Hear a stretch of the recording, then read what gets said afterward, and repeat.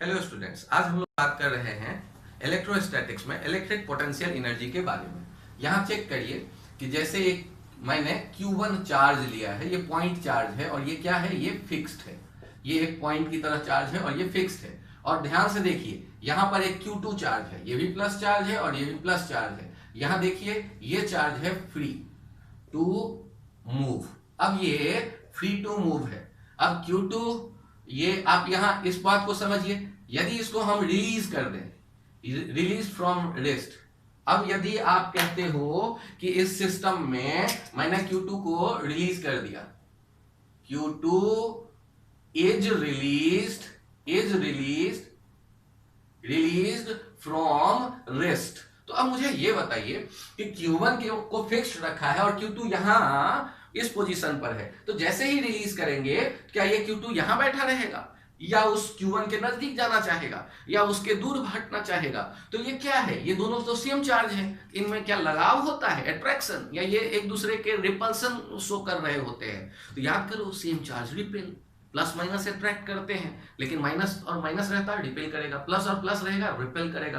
तो होगा क्या, जैसे ही इनको यहां से रिलीज किया जाए तो ये किधर भागना शुरू करेंगे, ये दूर की तरफ भागना शुरू करेंगे। इसका मतलब क्या हुआ कि इनके पास अभी कोई ना कोई पोटेंशियल एनर्जी है। यहां पर कौन सा एनर्जी है, पोटेंशियल एनर्जी जमा है कोई ना कोई, और इसको कौन सा नाम दोगे, इलेक्ट्रिक पोटेंशियल एनर्जी। अब अकल लगाओ, पोटेंशियल एनर्जी है, ये मुझे कैसे फील आया कि इसके इस कॉन्फ़िगरेशन में जैसे ही मैं Q2 को रिलीज करता हूं, ये भागता है दूर की तरफ, और यदि ये भागता है दूर की तरफ तो इस सिस्टम का अभी कुछ पोटेंशियल एनर्जी है। तो ये जब हम बात करते हैं पोटेंशियल एनर्जी की, तो ये पोटेंशियल एनर्जी हम लोग डिफाइन करते हैं U इस सिस्टम के लिए, U1 और 2 के बीच के सिस्टम के लिए ये आता है K Q1 Q2 by R। ये K क्या है, K है 1/4 pi epsilon not Q1 Q2 by R। 1/4 pi epsilon not का SI यूनिट में वैल्यू होता है 9 × 10⁹ Q1 Q2 बाई R।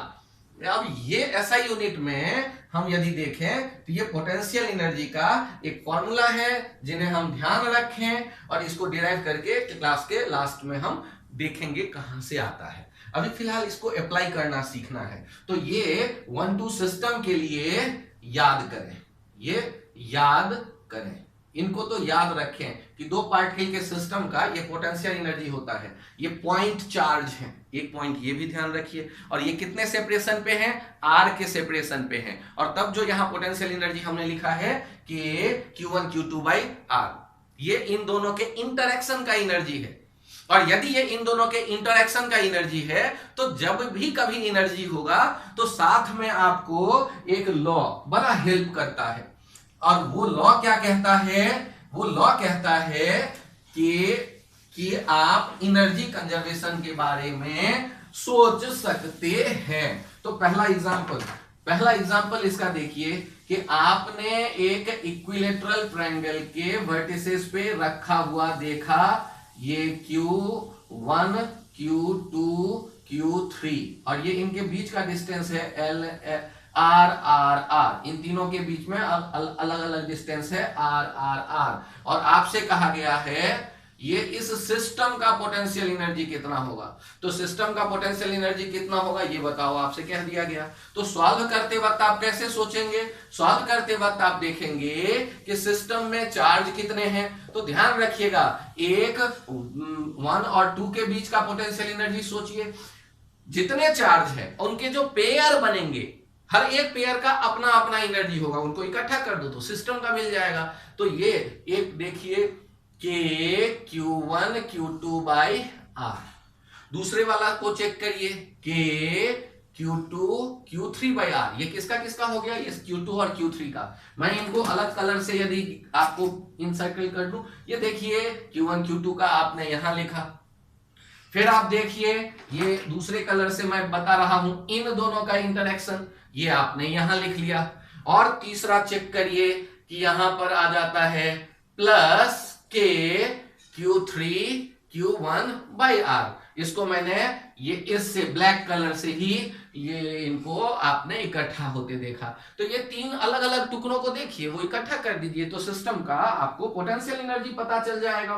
तो सिस्टम के जहां पॉइंट चार्ज का कलेक्शन हो, उनके सिस्टम का यदि आपको पोटेंशियल एनर्जी लिखना है तो उसके लिए हम क्या करना चाहेंगे, उसके लिए सीधा सा एक काम है। क्या करते हैं आप कि पोटेंशियल एनर्जी लिखते वक्त जितने पेयर बन सकते हैं उन पेयर्स को इकट्ठा करते हैं। चेक करिए, यदि ये आपको एग्जांपल समझ में आया हो तो बहुत बढ़िया। यहां इन्हें देखिए कि यदि हमने एक स्क्वायर को देखा, अब इस स्क्वायर के वर्टिसेस पे रखे गए हैं, सब हैं ये Q Q और Q, और इनके बीच का है R R R। अब यहां आपसे कहा जा रहा है इस सिस्टम का पोटेंशियल एनर्जी कितना होगा, इस सिस्टम का पोटेंशियल एनर्जी कितना होगा। अब यहां पर हमसे जब ये क्वेश्चन पूछा गया तो हम तो सोचे कि पेयर कितने बनेंगे, पेयर कैसे देखें, 4 एलिमेंट का मुझे पेयर बनाना है। तो मैथ्स में पढ़ते हैं 4C2 कॉम्बिनेशन, और उतना मत सोचो यार, मैथ्स में थोड़े ना पढ़ा रहा हूं। आप तो ये देखो कि यहां यदि मैं पेयर बनाने की बात करता हूं तो ये देखिए लेफ्ट साइड बाय साइड,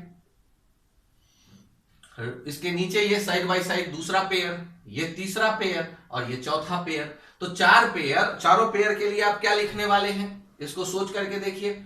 जब आपने यू सिस्टम लिखना शुरू किया तो के क्यू क्यू बाई आर, और ऐसे कितने हैं 4। अब गौर करो, इससे क्या हमारे सारे पेयर कंप्लीट हो गए? तो यहां ना सारे पेयर कंप्लीट नहीं हुए।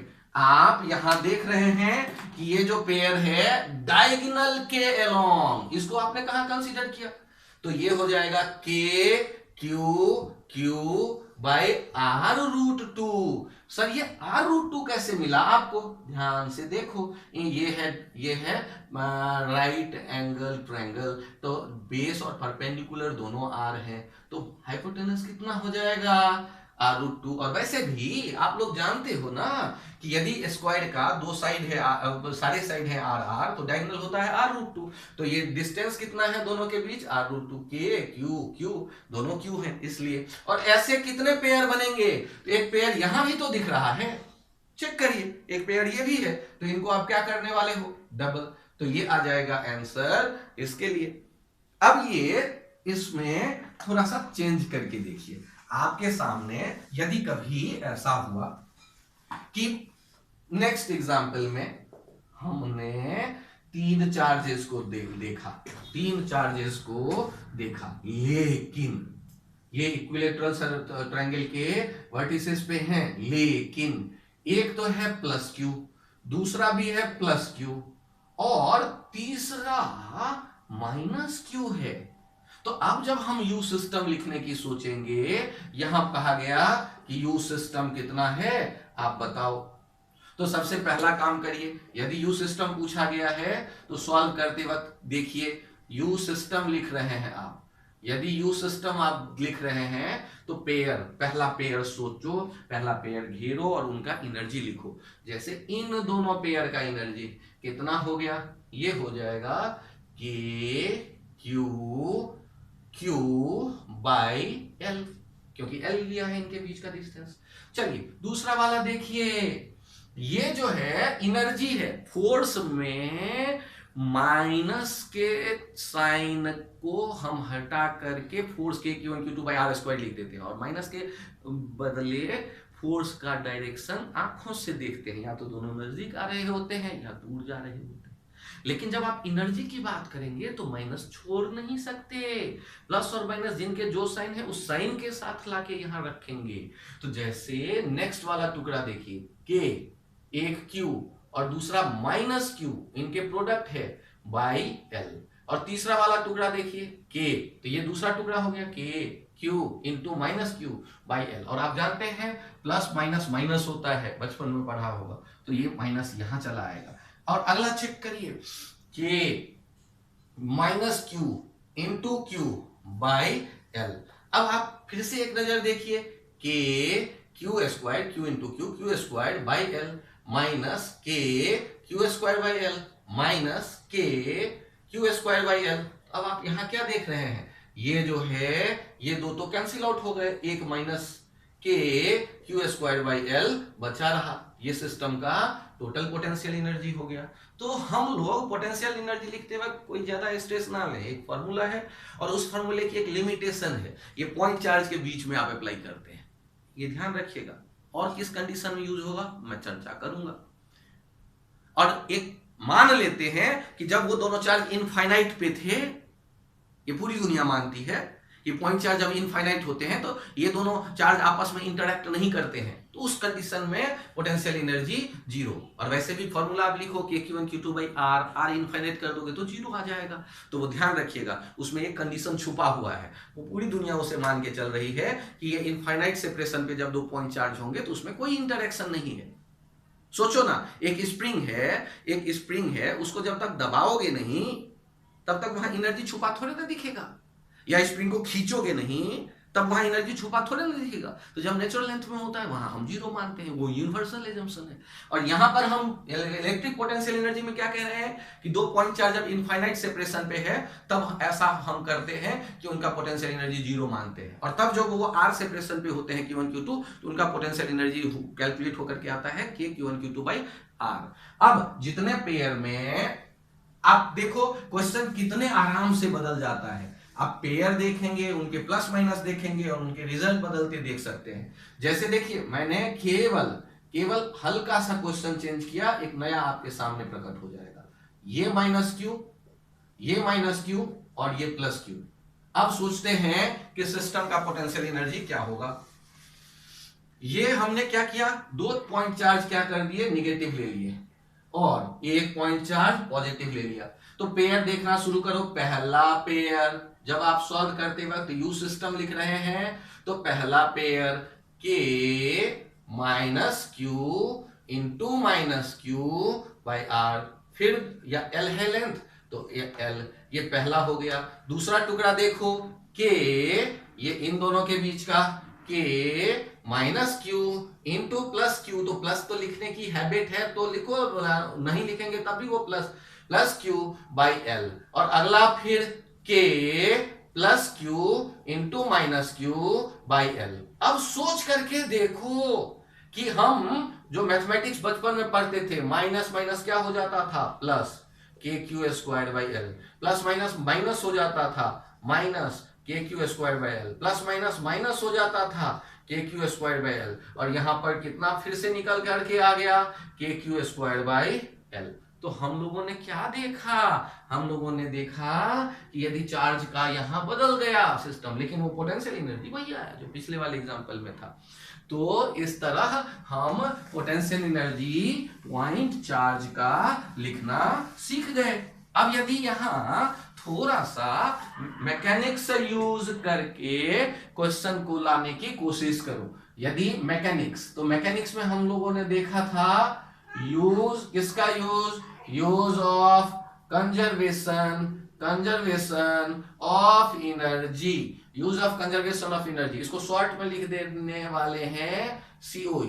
अब ये कंजर्वेशन ऑफ एनर्जी को कैसे यूज करते हैं, इस एग्जांपल को चेक करिए। दो चार्ज पार्टिकल हैं M और M, अब इनके दोनों के चार्ज प्लस हैं, प्लस क्यू, इनके बीच का सेपरेशन है R, दोनों एक जैसे मास के, और दोनों को हमने ऐसे होल्ड करके रखा हुआ था फ्रिक्शनलेस सरफेस पे। अब प्रैक्टिकली सोचना, यदि मैं हाथ हटा लूं, फ्रिक्शनलेस सरफेस पे ये बैठे हुए थे, तो क्या ये दोनों नजदीक आएंगे गले मिलने के लिए, या दूर भागेंगे एक दूसरे से, या यहीं बैठे रहेंगे, ये फ्री है मूव करने के लिए। तो सोचो ये दोनों एक दूसरे के दोस्त हैं या दुश्मन, दोनों प्लस प्लस क्या होता है, बड़ा दुश्मन, दूर भगाएगा, ये कहेगा उसे भाग जाओ, ये कहेगा उसे, दोनों भाग जाएंगे।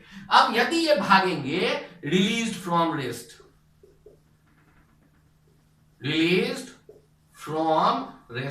अब यदि ये भागेंगे, तो जब ये भागेंगे तो भागते भागते कभी ना कभी तो ऐसा होगा कि ये M वाला यहां भागते दिखा आपको V से, और दूसरा यहां आ गया, वो इस तरह भागते दिख रहा है। अब सोचो ये स्पीड अब क्या होगा, इनके बीच का सेपरेशन जब हम कहते हैं 4r हो गया।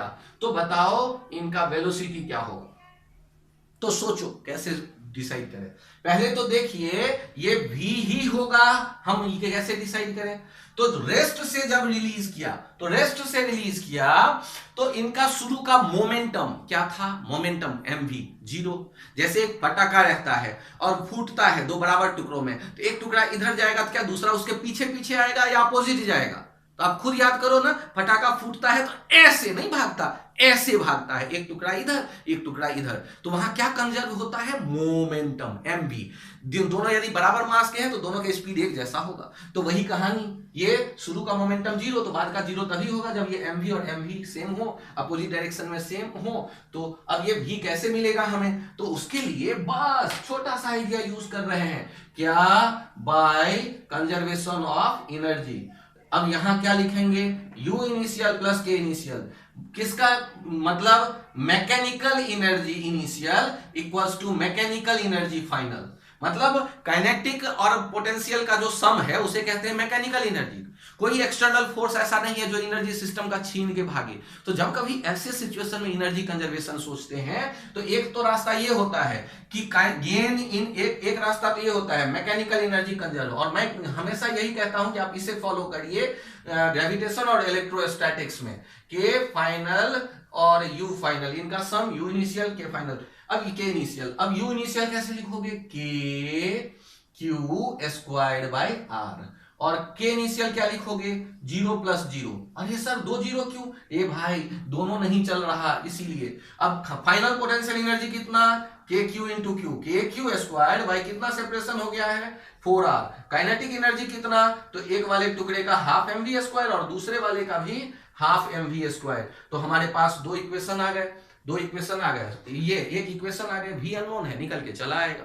सॉल्व करते वक्त यदि बड़ा मन करे ना मैं तो और सॉल्व करूंगा, तो ठीक है ना, इसको इधर से इधर ले जाओ, सब्सट्रैक्ट करोगे तो क्या हो जाएगा 3kq स्क्वायर बाई 4r, और ये किसके बराबर हो जाएगा mv स्क्वायर, क्योंकि ये ट्वाइस हो जाएगा ये mv स्क्वायर। अब यहां से v हमें मिल गया square root of 3kq square by 4rm।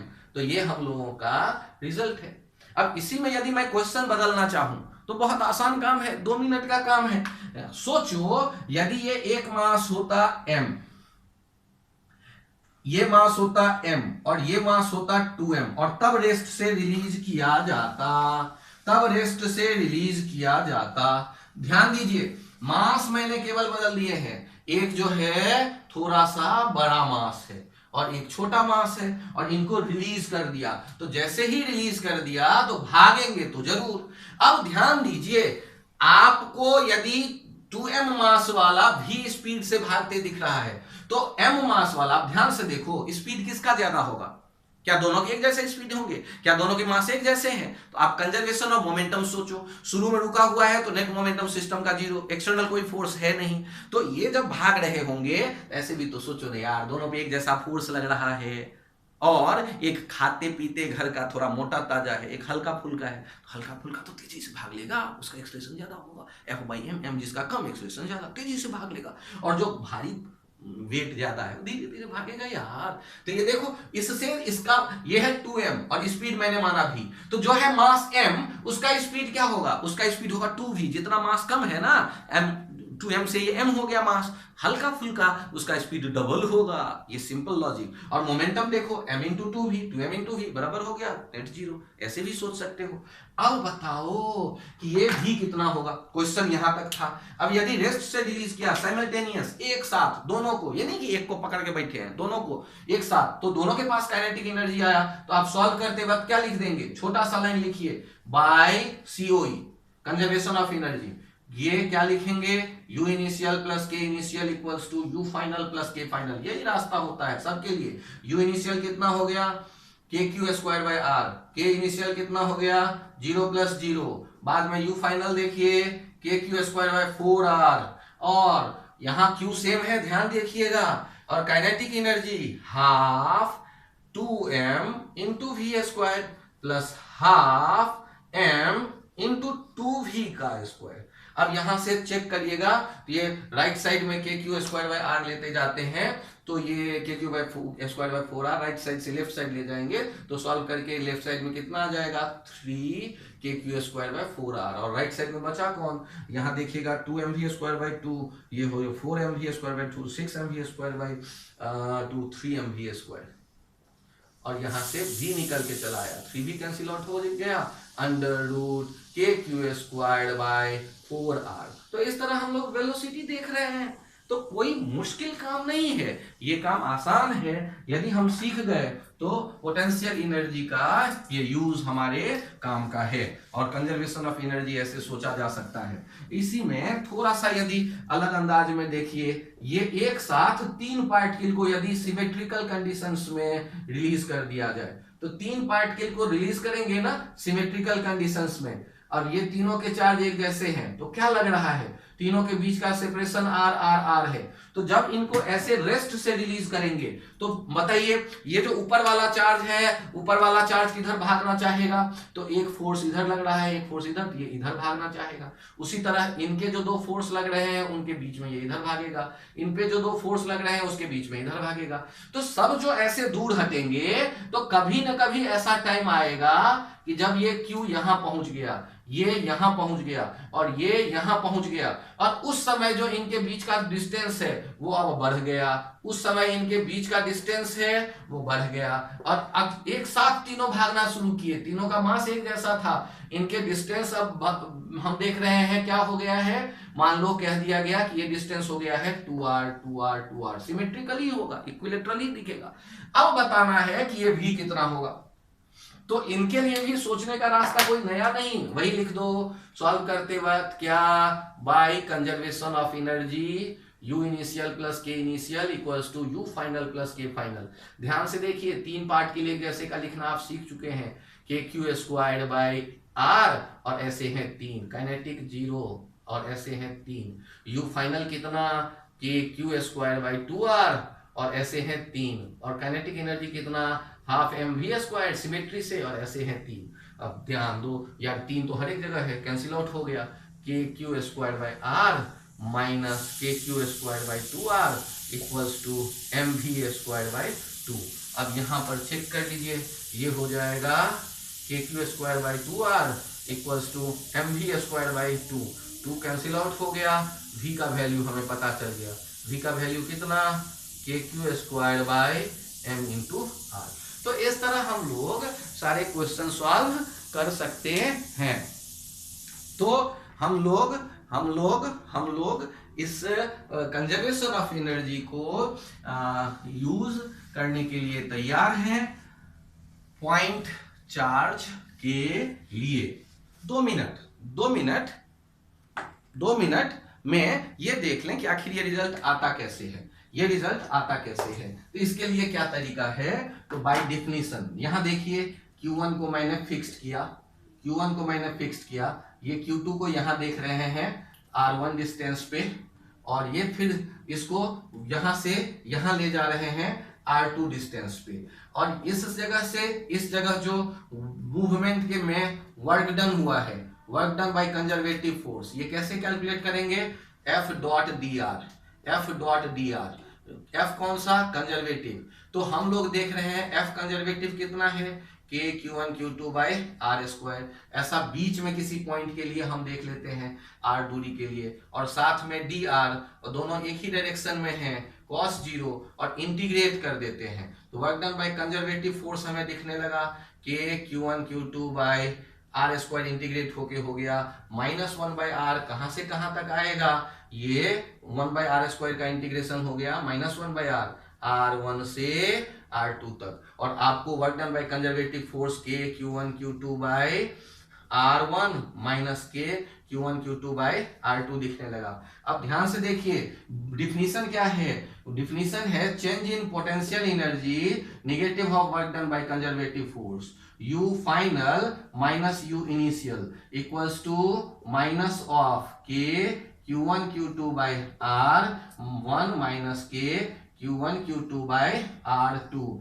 U final मतलब U2 जब 2 सेपरेशन है और U इनिशियल जब 1 से R1 सेपरेशन है U1, और ये माइनस भीतर आ जाएगा तो आप पहले कर दें K Q1 Q2 by R minus K Q1 Q2 by ये R2 R1। यदि इस तरह का आ गया है तो हम लोग क्या कर देंगे कि अब यहां देख लीजिए कि यदि हम क्या करते हैं वैल्यू, यदि यदि R2 इनफाइनाइट हो जाए, R2 इनफाइनाइट हो जाए तो ये कन्वेंशन है U2 मतलब उस समय पोटेंशियल एनर्जी हम लोग मान लेते हैं 0। तो जब ऐसा सिचुएशन आता है तो आप देख लीजिए माइनस U1 कितना हो गया 0, माइनस U1 कितना हो गया K Q1 Q2 by R, और इससे पता चल गया U1 K Q1 Q2 bye R1। तो ये है हमारा result K Q1 Q2 bye R1। और U2 0 कब माना है, कन्वेंशन क्या है, जब R2 इनफाइनाइट हो, जब सेपरेशन इनफाइनाइट हो। तो थैंक्स इसके लिए, आप लोगों ने ध्यान दिया। नेक्स्ट टॉपिक अगले लेक्चर में।